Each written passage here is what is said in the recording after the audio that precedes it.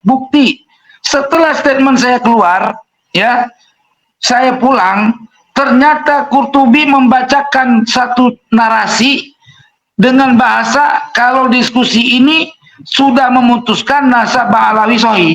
Ini dusta yang paling besar ini. Gitu loh. Inilah yang membuat framing mereka-mereka semua. Ini settingan ini. Makanya kalau ada Tuan Guru Tubagus Ibrahim harus bisa menjelaskan persoalan ini. Gitu loh. Semoga semua tercerahkan dan kita semua bisa bersatu untuk mengungkapkan segala sesuatu yang benar dan meruntuhkan segala sesuatu yang batil, yang palsu.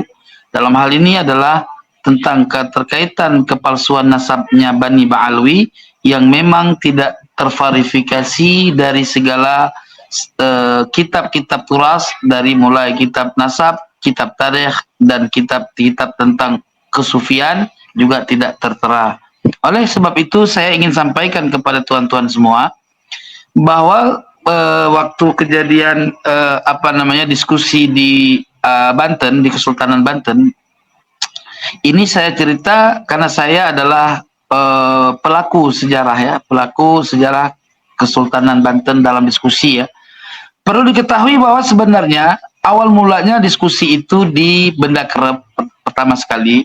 Itu yang mengajak saya pertama sekali itu Kang Asep Ali itu, ya. Boleh tanya sama beliau. Beliau dapat nomor saya entah dari mana, ya. Lalu beliau telepon saya, ngajak saya masuk ke dalam grup. Lalu prosesnya itu awalnya itu kan pas ada Hall Wali Songo di Istiqlal. Nah, sebelum acara hall itu beliau mengundang saya untuk ikut andil diskusi di Benda Kerep Cirebon.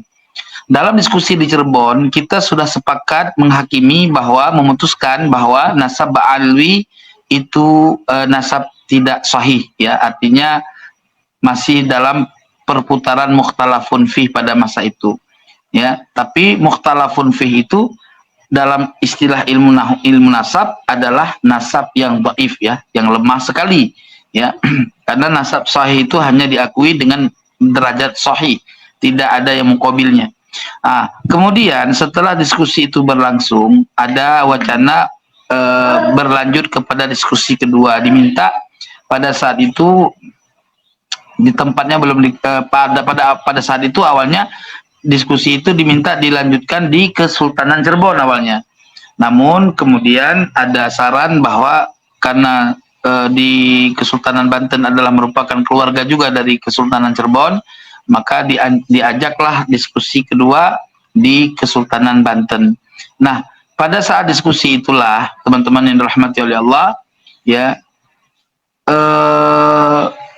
Kiai Imad mengajak saya untuk berdiskusi di Kesultanan Banten dan menjadi narasumber di UIN, ya, pada masa itu. Nah, berjalan waktu, singkat ceritanya, begitu hari H ingin terlaksananya diskusi tersebut, karena Kiai Imad mendengar kabar bahwa Robitoh tidak hadir untuk membahas nasab mereka, ya, sementara mereka juga diundang, namun mereka tidak mau hadir, maka Kiai Imad mengatakan kepada saya sorry, kita batal untuk diskusi di Kesultanan Banten. Saya jawab, kenapa? Karena diskusi di sana tidak kondusif, sebab terkait nasab Ba'alwi di sana dihadiri oleh orang-orang yang tidak punya kualitas dalam arti untuk menentukan keputusan, karena bukan Robito. Saya bilang, itu terserah, yang namun saya tidak setuju kalau acara itu kita nggak hadir, karena ini nanti akan menjadi framing besar bagi mereka. Kalau Kiai Imad tidak mau hadir dikarenakan Robitoh tidak, nggak apa-apa Kiai Imad, nggak masalah, itu baik bagi saya. Tetapi saya sendiri akan datang ke sana untuk diskusi dan minta sama Kiai Imad untuk memberikan surat surat tertulis pernyataan mewakili diskusi ke Kesultanan Banten terkait nasab Ba'alwi. Nah, berapa hari ya, kurang lebih 4 hari atau 5 hari sebelum acara berlangsung gitu, Kiai Mat datang ke tempat saya, ya. Kiai Mat datang ke tempat saya bersama Kiai Mogi, ya, Bagus Mogi datang ke sini untuk memberikan informasi terkait nanti bahan-bahan diskusi yang akan dibicarakan di sana. Beliau mengatakan nanti di sana itu bukan diskusi nasab yang mereka inginkan, Tengku, katanya. Loh, kok Kiai Mat udah tahu duluan? Saya sudah punya prediksi. Mereka akan mengoreksi karya tesis saya. Di situ yang akan dikupas nahu-nahu, beliau bilang. Saya bilang nggak mungkin, Kiai. Ya, nggak mungkin bahas nahu karena yang kita bahas itu nasab gitu. Ya terserah kalau Tengku nggak percaya, ya tapi Tengku harus punya bahan lah untuk masalah nahu. Oke, siap, nggak masalah. Nah, singkat cerita, Kiai Iman nggak tega kalau dalam diskusi itu hanya saya. Lalu Kiai Iman melobilah Tuan Guru Gus Abuya Yusuf untuk ada memilih siapa yang punya kompeten ilmu, maka diwakililah juga Gus Jajuli, terus Kiai Muhammad Salim dari Cilacap, terus siapa lagi ya, Kang Jai, terus ada 5 lah kurang lebih waktu itu. Saya agak lupa yang satu namanya. Nah, saat itu Kiai Imat saya tanya, Kiai Imat, seandainya dalam diskusi besok wakilah daripada Robitoh, mereka mewakili Robitoh, apa Kiai Imat siap hadir? Katanya kan gitu. Saya tanya, kalau mereka memang benar mewakili Robitoh, saya pantau dari jauh, kata beliau. Nah, ketika mereka mengungkapkan statement untuk ikut serta dalam diskusi, ya kan? Nah, sebentar. Dalam diskusi di apa namanya? Dalam diskusi dia jadi ada ikut serta mewakili Robitoh, maka saya langsung hadir dengan kendaraan, gitu loh. Bisa dipaham ya? Nah, terus apalagi ada Taufik Segap, artinya ada ketua Robitoh, itu nggak mungkin saya nggak hadir, pasti saya hadir. Cuman biar Tengku sama rekan-rekan lain aja duluan. Nanti saya memantau dari jauh. Seandainya saya memandang bahwa mereka sudah hadir di situ dan apa namanya mereka semua benar-benar mutlak mewakili Robitoh, saya langsung hadir, Tengku. Tenang, gitu. Oke, saya semangat. Siap kalau begitu, Tuan Guru. Nah, makanya pada diskusi Banten itu pertama kali, itu Kiai Imat memantau dari siaran live, gitu. Jadi bukan Kiai Imat kabur, itu framing mereka aja itu. Bahkan saya aja dibilang kabur, kan? Karena mereka menonton video itu karena substansinya adalah bukan kebenaran, tetapi substansi bagaimana mereka untuk memframing bahwa diskusi ini kita kalah. Salah satu buktinya ya, mungkin saksinya tuh saksi hidup ada masih itu di dalam itu masih ada, Kang Asep Ali ya, saksi hidup ada itu. Ketika terjadi diskusi sudah selesai, ya kan, itu ada narasi ceramah siapa namanya, Waalaikumsalam, narasi ceramah Kiai Qurtubi ya, beliau berceramah begini-gini. Nah, sambil ceramah itu saya malah mau sholat karena saya pikir kalau nanti nggak saya sholat nanti panjang lebar bicara lupa waktu sholat.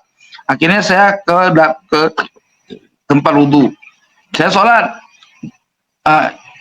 zuhur sekaligus kalau nggak salah saya jamak itu kan. Nah, setelah itu selesai saya duduk lagi. Nah, waktu saya duduk ya, moderator meminta komentar saya langsung komentar bahwa diskusi ini gagal. Saya jujur apa adanya, saya nggak merasa menang dan saya juga nggak merasa kalah dalam diskusi itu karena kita tidak mewakili Robitoh semua itu, dan saya mencabut perwakilan daripada Kiai Imat karena sama-sama tidak mewakili kan gitu ya. Jadi personal diskusinya itu bisa didengar secara detail ya. Lalu saya katakan diskusi ini gagal, saya katakan. Karena apa? Karena tidak menemukan satu keputusan yang akurat dan kusil Jadi saya anggap diskusi ini gagal. Namun kegagalan diskusi ini bisa kita perbaiki ke depan. Saya berharap diskusi ini harus dilanjut dalam proses 6 bulan ke depan. Itu semua hadirin ngangguk-ngangguk itu. Bahkan saya keluarkan kata-kata begini. Ke depan Kiai Imad harus hadir. Robito harus hadir. Jangan kita-kita lagi yang hadir. Mereka harus hadir. Kalian, ya, kalian semuanya tarik Robito, tarik orang-orang Robito untuk datang ke sini diskusi. Saya wajib bagi saya untuk menarik Kiai Imad datang ke sini untuk diskusi. Itu statement saya. Semua tepuk tangan macam itu.